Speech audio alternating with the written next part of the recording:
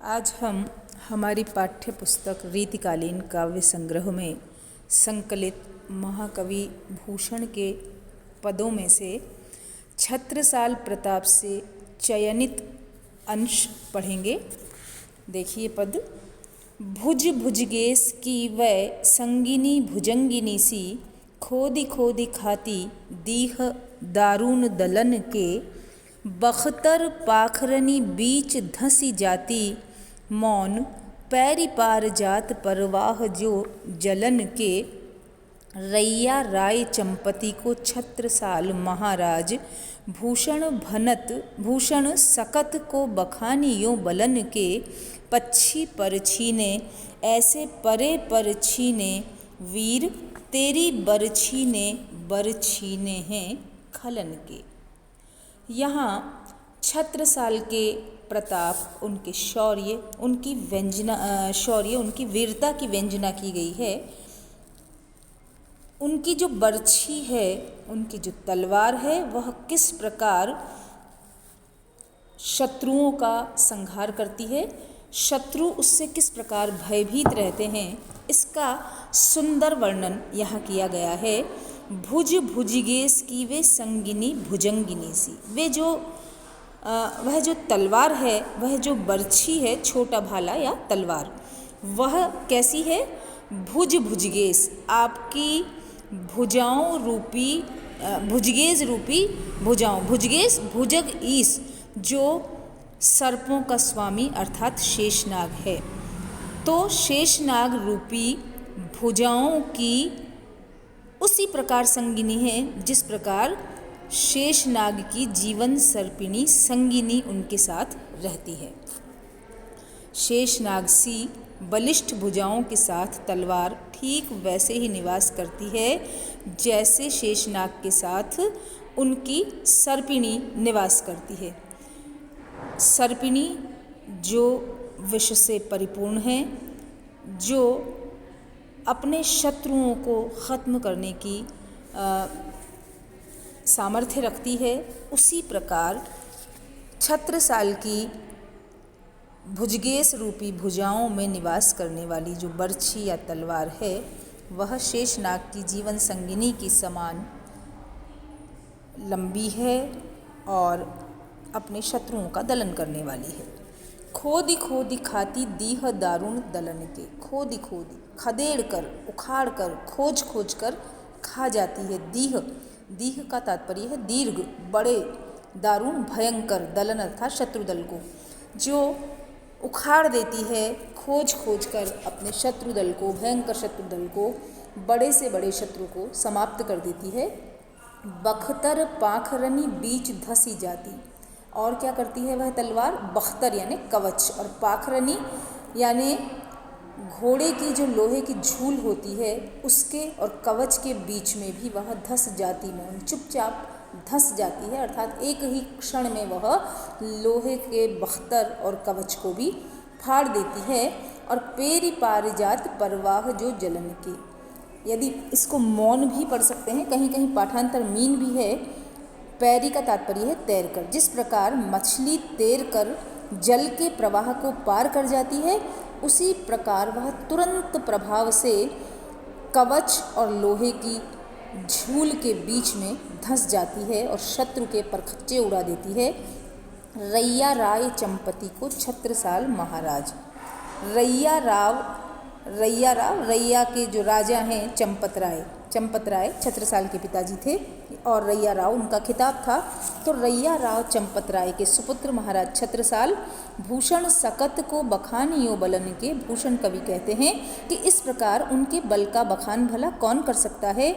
पच्छी पर छीने ऐसे परे पर छीने वीर, जिस प्रकार पर छीने यानी कटे पंख वाला पक्षी होता है, उसी प्रकार परे पर छीने, उन्होंने जो वीर हैं, वीर शत्रु हैं, उनको हाथ पैरों से विवश, विहीन, दुर्बल और लाचार बना दिया है और शस्त्रहीन बना दिया है। अर्थात लड़ाई में बड़े से बड़ा वीर, बड़े से बड़ा ताकतवर उनके सामने स्वयं को दुर्बल महसूस करता है, लाचार और विवश महसूस करता है।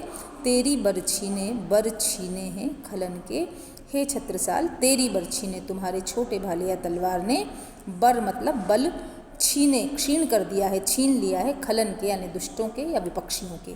तो यहाँ छत्रसाल की बलिष्ठ भुजाओं में सुशोभित बरछी या तलवार का जो आतंक है उसके बारे में बताया गया है और किस प्रकार शत्रुदल उनसे दहशत खाते हैं, भय खाते हैं। भुज भुजकेश की वे संगिनी भुजंगिनी सी, भुज भुजकेश में रूपक अलंकार है और पूरे पद में अनुप्रास और उपमा अलंकार की छटा देखने को मिलती है। पक्षी पर छीने, ऐसे परे पर छीने, यमक अलंकार है, पर कटे वाला पक्षी, और शस्त्रविहीन या विवश दुर्बल लाचार शत्रुवीर। अगला पद देखिए। चाक चक चमू के अचाक चक चहु और, चाकसी फिरती धाक चंपति के लाल की, भूषण भनत पातशाही मारी जेर कीन्ही, काहू उमराव ना करेरी करबाल की, सुनी सुनी रीति बिरदैत के बड़प्पन की, थप्पन उथप्पन की बानी छत्रसाल की, जंग जीति लेवा तेवे भय के दाम देवा भूप, सेवा लागे करन महेवा महीपाल की। यहाँ पर जो छत्रसाल का प्रताप है, छत्रसाल की जो धाक है चारों ओर, किस प्रकार दूसरे वीर राजागण छत्रसाल को स्वयमेव अपना स्वामी स्वीकार करते हैं, उनके नेतृत्व में रहना स्वीकार करते हैं, इसके बारे में बताया गया है। चाक चक चमू के अचाक चक चहु ओर, चाक चक चमू, चाक चक का तात्पर्य है चारों ओर से सुरक्षित, दृढ़, मजबूत, सुरक्षित व सतर्क, अर्थात चारों ओर से चाक चौबंद। चमू का तात्पर्य है सेवा। तो चारों ओर से सुदृढ़, सुरक्षित, मजबूत और चकी हुई जो सेना है छत्रसाल की, अचाक चक चारों ओर, अचानक ही वह चारों ओर से चाक सी फिरती धाग चंपति के लाल की, वह चारों ओर से शत्रु सेना को घेर लेती है और चंपत राय के जो पुत्र हैं उनकी धाक चाक सी फिरत, जिस प्रकार कुम्हार का चाक लगातार घूमता रहता है उसी प्रकार उनकी धाक शत्रु सेना और अन्य राजागण के चारों ओर बनी रहती है। भूषण भनत पातशाही मारी जेर कीनी, भूषण कवि कहते हैं कि बादशाही साम्राज्य व उनकी सेना को मार मार कर इन्होंने पराजित कर दिया। जेर कीना जर्जर कर दिया, पराजित कर दिया, अर्थात बादशाही राज्य या मुगल साम्राज्य की छत्रसाल के सामने एक न चली। काहू उमराव ना करेरी करबार की, और किसी भी उमराव ने उनके सामने करेरी मतलब सीधी करना, करवाल मतलब तलवार सीधी करके कोई भी उमराव इनके सामने न आ सका, तलवार लेके इनके सामने दृढ़ न रह सका, इनके सामने तलवार तानने का दुस्साहस कोई भी उमराव या राजा नहीं कर सका। सुनी सुनी रीति बिरदैत के बड़प्पन की,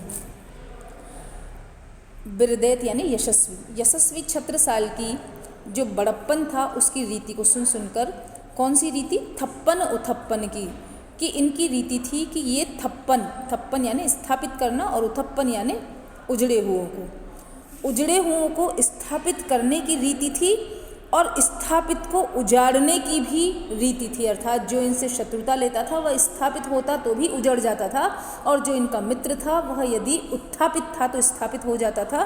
छत्रसाल की इस बड़प्पन की आदत, यशस्वी छत्रसाल की जो आदत थी उसको सुन सुनकर जंग जीती लेवा तेवे भय के दाम देवा भू, जो युद्ध में सदैव विजयी होने वाले वीर थे वे भी कर देने वाले होकर सेवा लागे करन महोबा महीपाल की, महोबा के जो नरेश छत्रसाल थे उनके सेवक हो गए, अर्थात जो युद्ध में स्वयं विजयी होने की सामर्थ्य रखते थे ऐसे वीर व्यक्ति भी इनको कर देना, छत्रसाल को कर देना स्वीकार करके उनके सेवक हो गए, उन्होंने उनका दासत्व स्वीकार कर लिया। थप्पन उथप्पन, इसमें यमक अलंकार है और श्लेष अलंकार भी है। जो स्थापित थे उनको समूल, जो इनसे शत्रुता करते थे लेकिन स्थापित थे, उनको समूल उखाड़ देने की कला छत्रसाल के पास थी, और जो उत्थापित थे लेकिन इनकी शरण में आ गए थे उनको स्थापित करना भी छत्रसाल जानते थे। और सुनी सुनी में पुनरुक्ति प्रकाश है। प्रथम 3 पंक्तियों में अनुप्रास की छटा द्रष्टव्य है, चाक चक चमू के अचाक चक चहु और यमक अलंकार भी है। पूरे पद में पद मैत्री अलंकार है, अनुप्रास है, उपमा है, यमक है, श्लेष है और इस प्रकार आलंकारिकता से पूर्ण इस पद का जो सौंदर्य है वह और भी अधिक बढ़ जाता है। वीर रस के माध्यम से यहाँ छत्रसाल की वीरता का बखान किया गया है।